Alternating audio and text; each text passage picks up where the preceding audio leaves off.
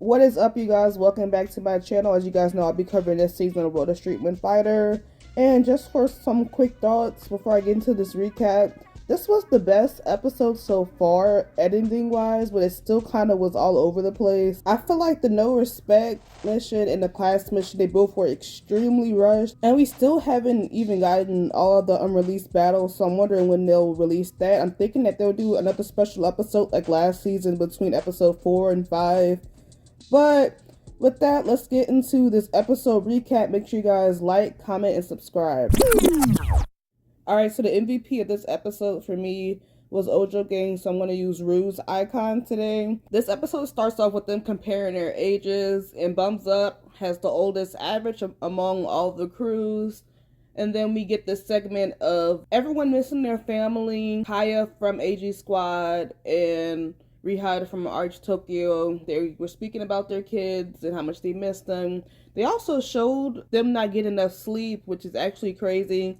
And I wanted to get into this because one thing I can say about this season is that I feel like they're not giving the teams and the contestants enough time to make choreo and give the best of their ability. Because honestly, one thing I can say about like Rihada, for instance, the leader choreo, it's not my fave, but I know that she would have done better if she was given at least probably 3 days. But overall, they're just not given enough time. They are usually given only 48 hours to make something. I know for the class mission, they had to make a choreo, learn the one that was chosen, and then present in front of the other judges, all within less than 48 hours. So I just kind of have a problem with how this season they're not giving the contestants enough time to really do their big one. But with that, we get into the leaders class auditions, and Honey J had a hard time with the language barriers. And then it was revealed that Rihada was Lady Gaga's backup dancer, which I have never seen that information, so that kind of gagged me. But then we get into the actual auditions. For me personally, only Rihada, Tisha, and Marley stuck out to me. But then when Kaya did her center position, when she got to the middle, that's when she stuck out to me. I was like, okay, I see her as a contender. I feel like this was very fair, and I can see anyone getting it. I said, for me personally, it would have been between Tisha and Marley.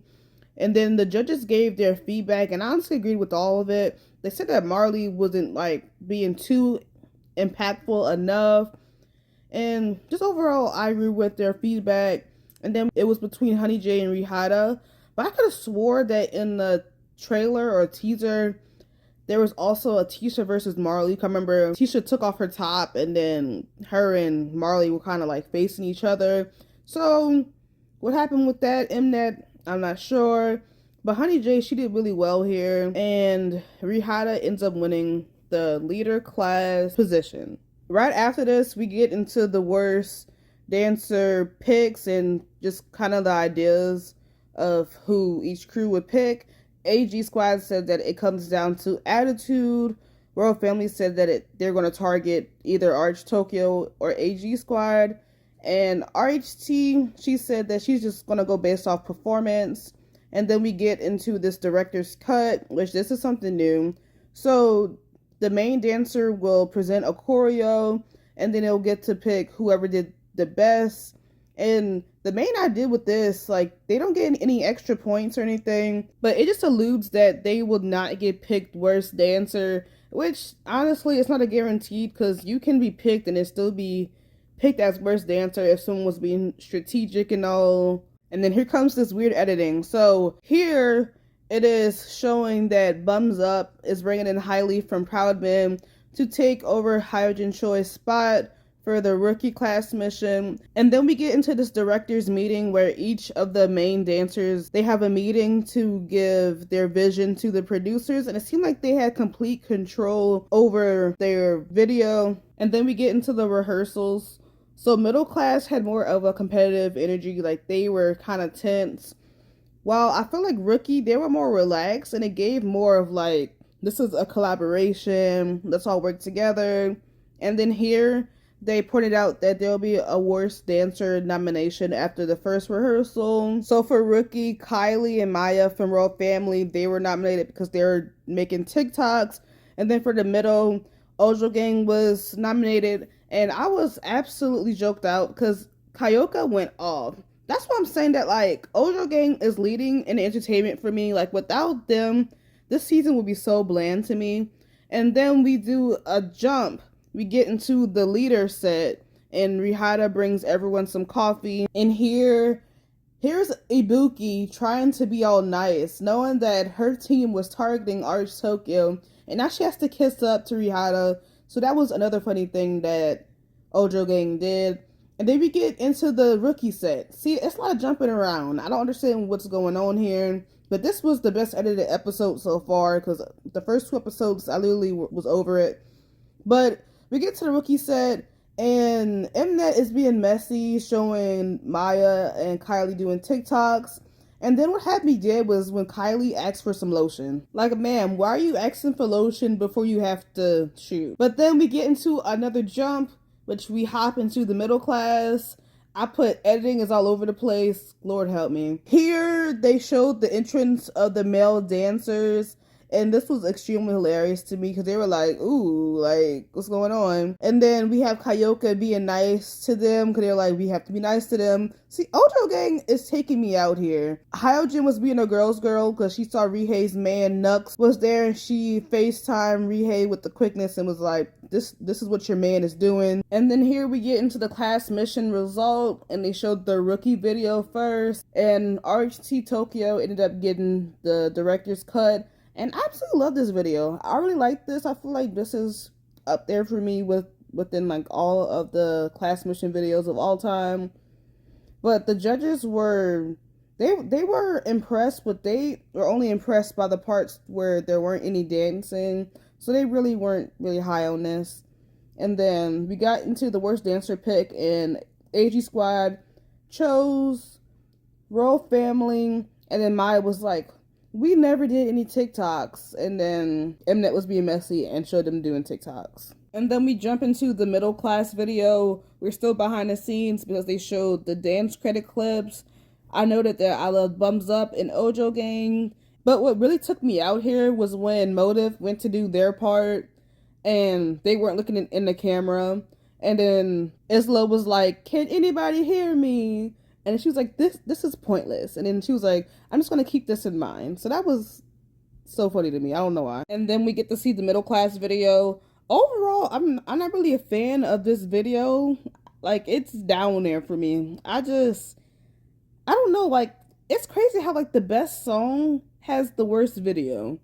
But the judges seem to like this more than the rookie video. And Ojo Gang ended up winning the director's cut.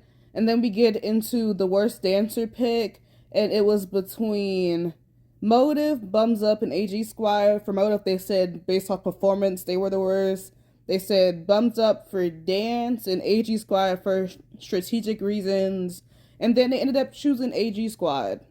I see that there's a lot of people mad about AG Squad getting chosen, but I can kind of see both sides of this, because the only thing that kind of is weird to me is how much Royal Family wants to be equal with them, because I feel like y'all were ahead anyway. Like either way, y'all would have been good because y'all both got main dancers and y'all still would have had y'all points, because even if they were third place behind AG Squad, y'all still are in the top 3.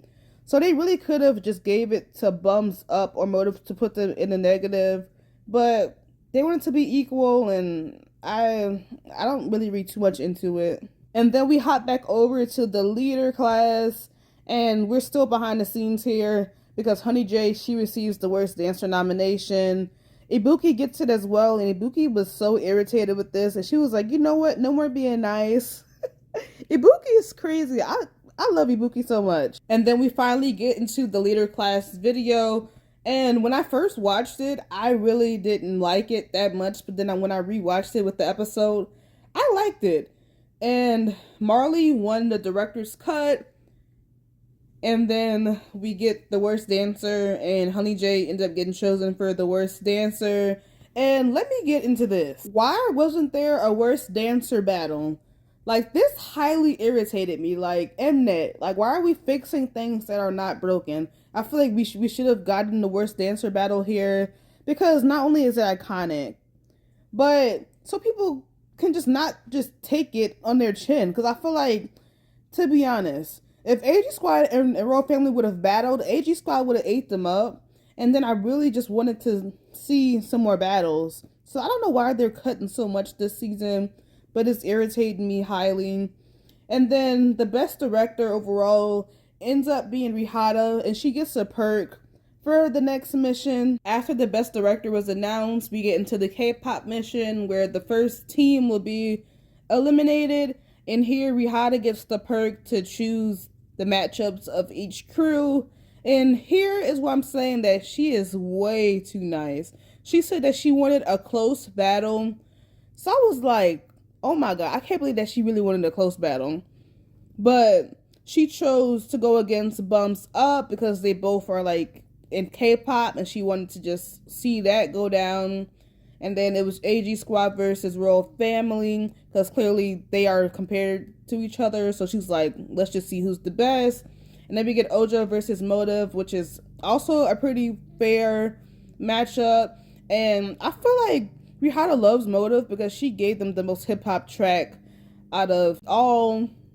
Then each crew returns back to the hideout to discuss which part of the songs that they want to get, either part A or part B, and everyone agreed. Like everyone, like there was no fight whatsoever, so that was kind of like, dang. Like I know that the producers were so irritated by that.